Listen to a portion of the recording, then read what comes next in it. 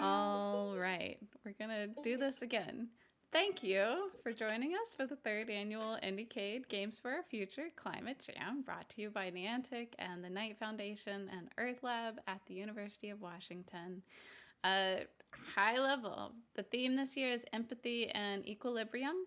The sub-themes are nature and health, green energy, media, storytelling and misinformation, food and food systems, and climate optimism. And thank you all again for this shift over to Discord and for muting as we still keep figuring out this how to get this to work. Today is the kickoff. Happy Earth Day, everyone. April 22nd is our start for this climate jam, and it goes through May 1st. It ends on May 1st, and judging will take place the week afterwards. So there will be a final presentation on May 1st at 3 p.m. Pacific. Judging will take place, and then winners will be notified by Monday, May 9th. By attending IndieCade events, you're agreeing to respect the values and follow the code of conduct. As a community, IndieCade is working to cultivate a culture of respect and openness and engagement, and this is a safe and positive environment. So when you are part of this community, we ask that you join us in creating a welcoming community. Really high level, there are a few different events going on that you can find out about. There's the Niantic Lightship Workshop happening on May 25th. There's show and tell feedback sessions, and you can check out all of this on the itch page, as well as a lot more about the Knight Foundation Grand Challenge. If this is your first time joining the Discord, just note that you can find a group in LFG Recruit Me or LFG Join Our Team, and we have a lot of really fantastic mentors available in Ask a Mentor.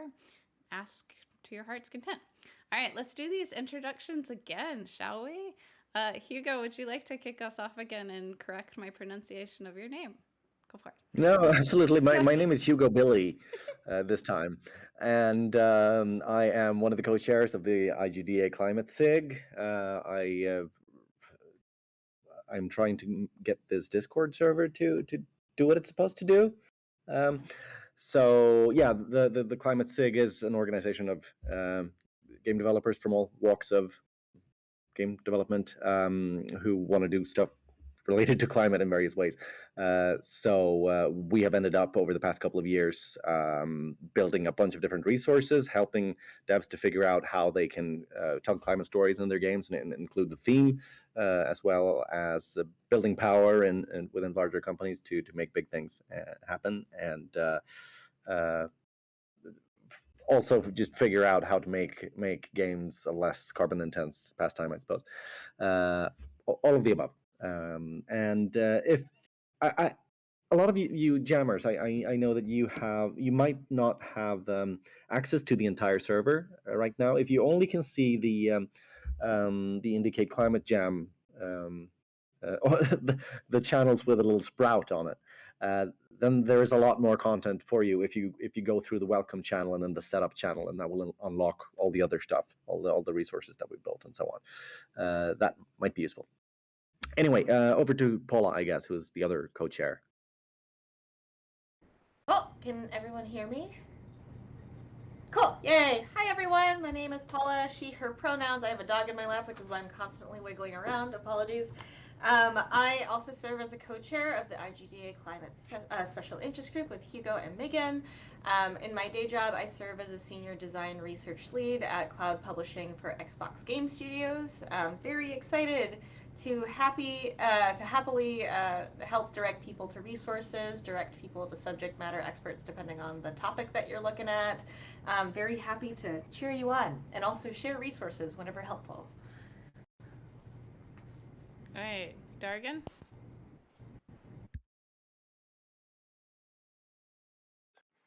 Everybody, Dargan I'm is a Dargan floaty Frierson. box, He, him pronouns from Seattle, Washington, calling in. Beautiful sunny day with some puffy clouds here. And I'm a climate scientist, so can help with questions along those lines. And we have this little group, Earth Games, that makes student-led video games. And I love Climate Jam, and I'm so excited that there's so many folks registered and here, and I can't wait to see what y'all are gonna make. I'm here. Perfect timing. Would you like to introduce yourself, Hannah Marie? Yes, apologies. Uh, Hello, everyone. My name is Hannah Marie Garcia. I am calling in from the Denali Lands here in Anchorage, Alaska. I am a daughter, a partner, a researcher, a plant and cat mom, and I am an Alaska Sea Grant Fellow and contracted researcher for the Northern Latitudes Partnership, which is a really cool, exciting nonprofit that works all across of Alaska into parts of Western Canada, and we really just help communities be culturally, environmentally, and economically secure. And a lot of our projects also help to uplift traditional and indigenous knowledge and Western science so that they're on an equal playing field. And we're building resilience in communities, sharing resources and funding, and really just trying to bridge knowledge gaps and create an all hands on deck approach to climate adaptation here in Alaska and Canada. So that's my very brief whirlwind introduction. Happy to be here. Awesome. All right, we can start our little panel now. Thank you. And if you are just now joining, we have introduced all of our people for this kickoff session.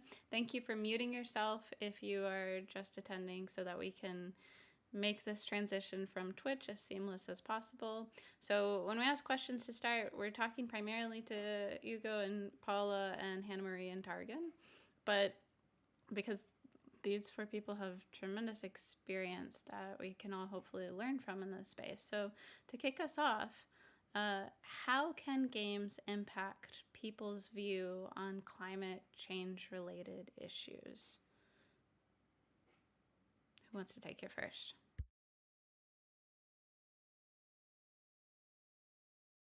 I'd love to hear Well, from Target. Yes. Dargan, you've been nominated. Please speak. Thank you for nominating me. Wow, I feel like I'll have the worst answer, so I'll be glad to hear y'all afterwards. I think games can do so much to communicate. I think, like, speaking in kind of programming jargon, environmental communication is broken, has bugs. We need to fix it because it makes people really feel really disempowered and just this gloom and doom sense, when really there's so much that all of us can do to get involved. I think games can really show you that better world. I think games are also so good at putting you in other people's shoes, so that you can see things from their perspective. And one game that I would highlight in particular that I think does this well is Thunderbird Strike. It is a mobile game made by Beth LaPonce, indigenous game developer. And in that game, you play a Thunderbird who's going after oil pipelines. And you come from the right side of the screen in that game, not the left side, right? So you can kind of think about what that means exactly, right? And who thinks who's a good guy, who's a bad guy, right? And awesome metal soundtrack to it too. That still think about a lot. My short answer. I was just thinking the main resource that we just put out from the IGDA Climate SIG answers this question, or it tries to answer this question. I'd like to think it does it rather well. So we just put out a playbook that details the sort of intersection between environmental psychology and game design, and it kind of puts out the four things that you need as an individual to act eco-friendly-ish, which would be knowledge, attitude, perceived self-efficacy, and hope.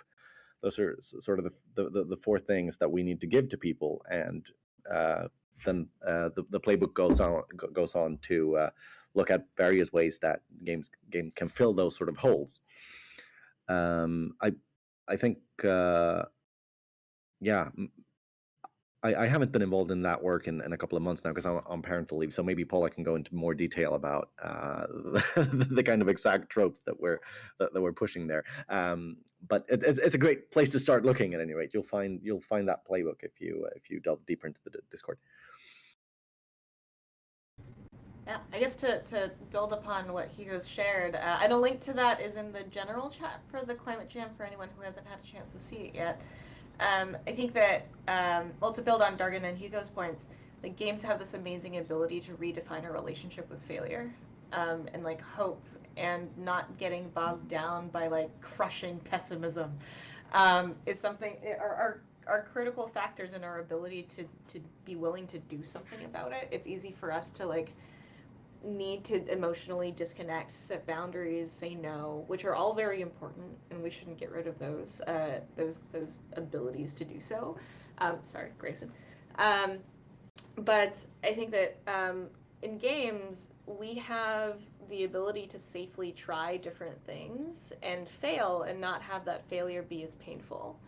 And that enables us to become more resilient, even when problems get progressively harder. And I think it's something that we, as game developers and people who love making and playing games, are uniquely positioned to enable other people to be inspired to do the same. Well put, Paula. I think, I don't know much more that I could add that our other panelists have kind of touched on, but I think in full transparency too, the lens that I'm coming at this from is definitely more of the research, Western science and social science aspect. And it's really exciting from my perspective to really see kind of Western science and the way that we collect environmental and biological data shifting towards the use of like more technology. And especially in Alaska, we have such a vast remote landscape to try to gather information on, and many of our communities do not have access to like Wi-Fi or signal. And we've developed a suite of apps with the Aleut community of St. Paul Island, which is a tribal government here, that kind of looked at this issue of like, how do we get data and everything out. And we have an app system now that allows rural citizen science to collect information on what they're seeing in their environment, collect that. And now part of my task with one of those projects is really to kind of create now a space where all of these people who are interacting on this interface, just an app, can also showcase this is what I'm seeing, and kind of gamify that in a way, like have a community that comes together, like, ooh, how many like seabirds were you able to like calculate today? And it's a really nerdy kind of way to think about it, but it's really exciting to see kind of this perspective of an all hands on deck, and having communities be such a big part of this environmental movement. And as Paula just said, just have an ability to feel like they're doing something in this space, and build relationships that is so important in this as we face all these challenges. So, on that note, I mean, you talk about the relationship building. If you don't mind kicking us off a little bit, Hannah Marie, like how do we feel, examples of how can games help with empathy? Ooh, I think it's just an ability to have fun. I mean, to put it simply, I mean, we do a lot of training. So at the Northern Latitudes Partnership, we have a really unique way of having a space to bring together federal and state agency partners and Alaskan Native tribes and nonprofit and academics all into one space to talk about how to tackle these problems in a way that's equitable and fair for all. But a lot of times we have to train even like our Western science and federal and agency staffs to slow down and have fun in these meetings. Have humor is so important to a lot of the cultures that we talk with. And I'm being taught by elders in Tlingit and Haida that, we may have this stoic face sometimes and it might be serious conversation, but it's so important to laugh and have fun and bring more of the human self into these spaces. We start off with just our names and who we are, but in my intro, I was like, I'm a cat mom, I am a daughter. Like, this is how we can start to be more empathizing with one another and find those connections beyond just who we are as a workforce, and trying to be more fun together. And that's, I think, the beauty of games too, that we can help build that empathy and kind of break down those barriers of formality that we kind of need to just remember that we're all human in this space. Who wants to add to that? Dargan? Sure. Yeah.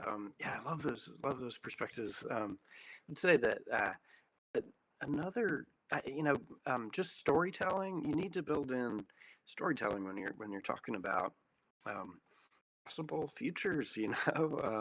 And outside of the game movement, there's been this surge of books in this genre called cli-fi, climate fiction. I think that's just another way where you can see so well that hearing these perspectives of different people and actually living them out, yeah, so folks like Kim Stanley Robinson or Amitav Ghosh or Paolo Bacigalupi. I was just reading some of The Doubt Factory by Bacigalupi, and you just imagine what it would be like if, like, you find out that your parents are working for one of the big disinformation companies, right? And that,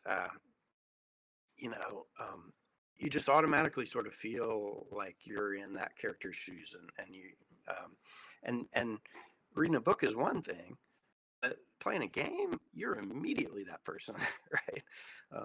Even my little kids, right, when they're playing little mobile games and stuff, they know that it's them that's that character, right? So just the potential for empathy building is tremendous. Yeah, I also end up coming at this from an angle of storytelling when we talk about empathy, because I mean we've seen throughout history how books and later films and theater have created empathy with fictional people and by extension real people, and I think we're still in a culture that has quite an easy time empathizing with some parts of the world and not others. We don't see enough stories from the global south in particular, I suppose. And I can understand that, like in film, there are a lot of technical boundaries to sending film crews to places that don't have the infrastructure and so on. In in games, we always have that problem, or like it's hard to make a game no matter where you do it. So I would love to see games trying to empathize with things that we don't normally empathize with, in which I sadly include the global south of this planet. But I would also include like animals, plants. Make games where we empathize with the lives of plants. That's something that can only be done in games, actually. Well, or maybe it can be done best in games. Yeah, Paula.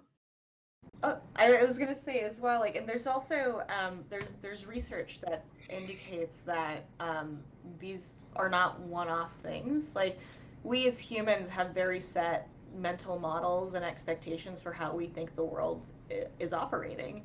And so when we're faced with a big existential threat that forces us to realize, like, shit, that might not be completely correct. Like, I may have contributed in ways that have actually harmed other people that I actually care about and people I don't even know. Like, that is an inherently stressful experience that can create fight, flight, or freeze mode. And so there's research that shows that non-interactive media like books and film have the ability to help people be more open to new ideas than if somebody were like physically in person with you, like telling you why you're wrong. Shocker. And I think that there's a lot of impact that we have in games because we allow that direct level of interaction. Like, we're not just observing something or spectating something. We get to be in the shoes of that person who is having to deal with that problem. And we allow ourselves to suspend disbelief and feel like we ourselves as human beings are not the ones being attacked when we're forced to recognize that we may have to handle different perspectives. And if we're in that role in the virtual space, it opens us up to considering, like, what are these characters experiencing? Like, when I'm completing the core loop of a game, how am I hurting or helping them? And, like, that is something that enables us to open ourselves up to wider experiences.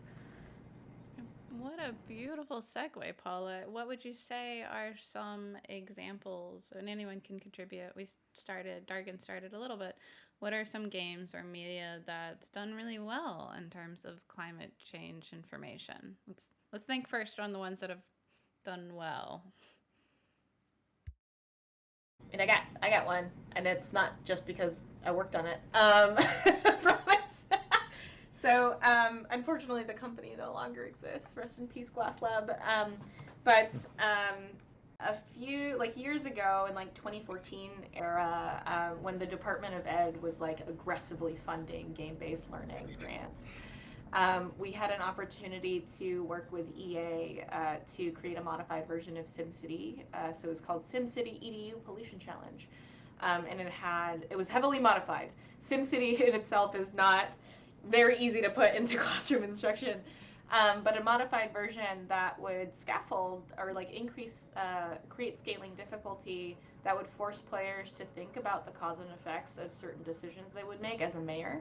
So like, how many bus stops do I need to put in place at like with my fiduciary responsibility to get kids to school on time, all the way to like, how do I transition my city to clean energy without losing power and without losing jobs. And you had these middle school students who like had way more in-depth conversations about the implications of those policies, more so than we see in like kind of adult conversations sometimes. And regarding success, we did a dedicated study to understand the impact it had on players. And I believe we had like over 300 students across the United States, and there were statistically significant learning gains from like the first point of instruction all the way to after they had completed the game, where using an assessment that had been established, students were able to more concretely think in multivariate systems thinking than if they went without it. So that's an example of games making an impact, even if it's on like the knowledge and awareness level. What else we got?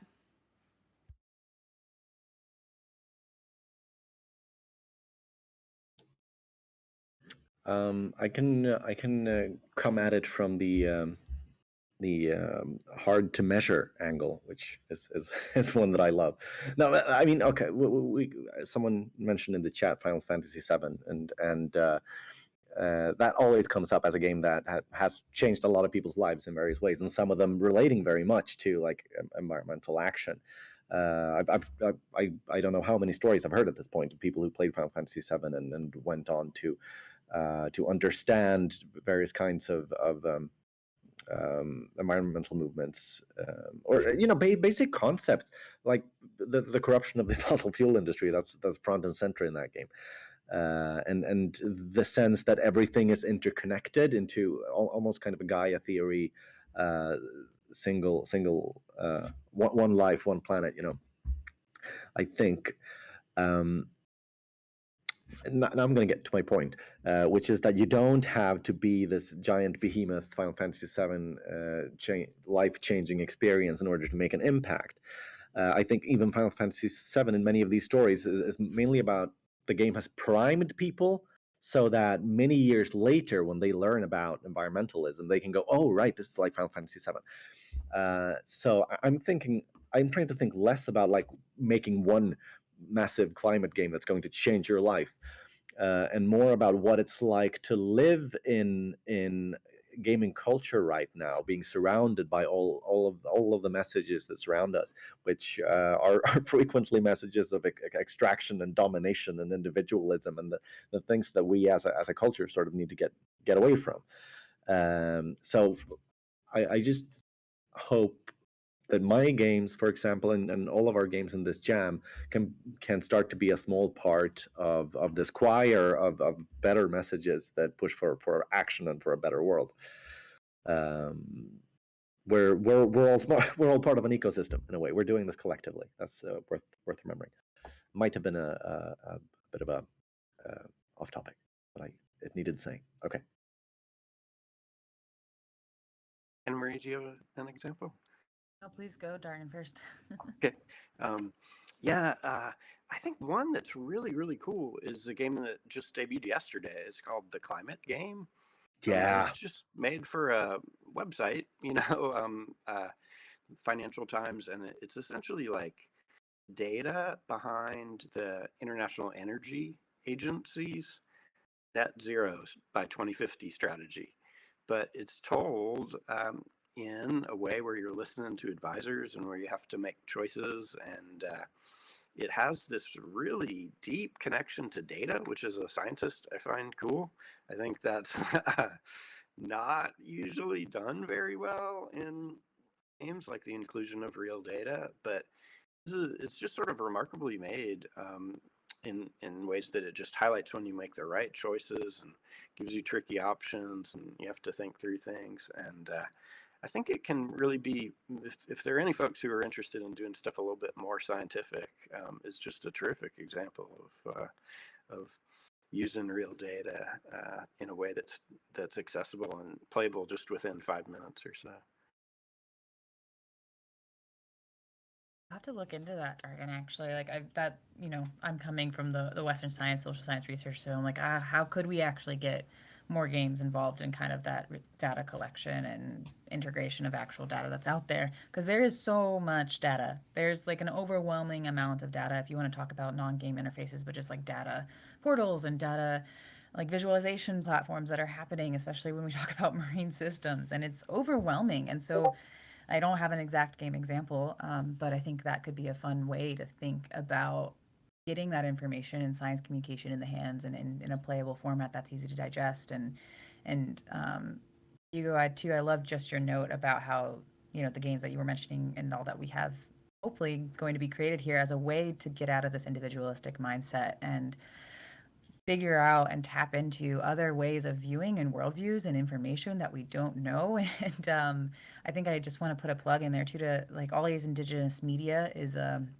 kind of a media platform. It's not necessarily a game, but it's a really cool community that's trying to put the mic back into Alaskan Native hands and just kind of tell stories and share their culture. And it is kind of like power to the people, but it is also like trying to just communicate all these different ways that we have deep knowledge. We've just lost our ability to deep listen. And how do we get that information out there in a more engaging way? And so, yeah, I think that I'm just thankful to my other panelists too that have more exact concrete game examples. But I'm noting all of this down and I'm going to look into it later for sure. And I have to give a hat tip. Last year there was a Climate Jam game, Low Tech Orama, that stuck with me personally for a while. Like just acknowledging low tech can be another facet to this. We're going to have a hard stop at 1:00 Pacific, but if you guys have like one hit point of what's something that's gone awry in terms of climate change info that you would, sorry Paula, I broke Paula, if there's one thing that you would advise people to keep in mind really quick, or an example of where you've seen it go awry and you're like, try to keep this in mind, like Dargan's example, I don't know, maybe include science. Who wants to start real fast? One thing that I keep reminding myself of is don't make the climate game. Don't try to portray the whole system because you can't. It's impossible. It's a hyper object. Pick the part that speaks to you, and don't worry about focusing on the small parts that make up the big whole. I was gonna say Hugo stole mine. Or really, I'm stealing Hugo's.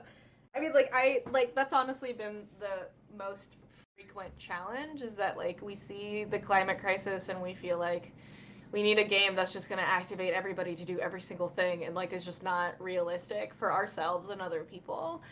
So be kind to yourselves. There's nothing shameful about choosing top 1 to 3 intended outcomes. Choose one, maybe 2.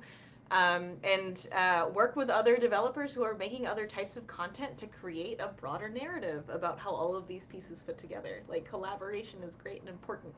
And the more we all tackle like tactical things and like stay in alignment with each other, the bigger the strategy is for how we can create an ecosystem approach. So yeah, +1. I think I would say this is maybe going to sound a little like snobby, but like to try to make sure that the science is right in your game. And here's why. Because unfortunately, there's some people who think that climate change should be communicated by scientists. This is really bad. We need people who are not scientists to communicate about climate change. And like, I think sometimes people will discount really well-made stuff if it has some kind of like small scientific error. And like we're here to help you. We got a lot of scientific expertise with the jam, and just generally speaking, it's not that hard to get in touch with scientists anymore. And we're happy to help you leave communication to the scientists. Yes, I would echo that we're getting better. We recognize too, like I come at it from both angles.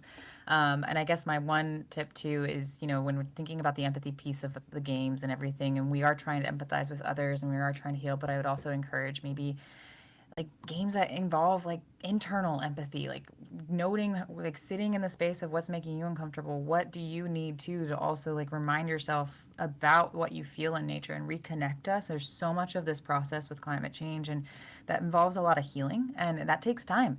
And sometimes that's hard to capture in a game, but I think empathy with others, but also with ourselves, and giving us space and time to deal with all of the things that we are seeing going awry in climate change.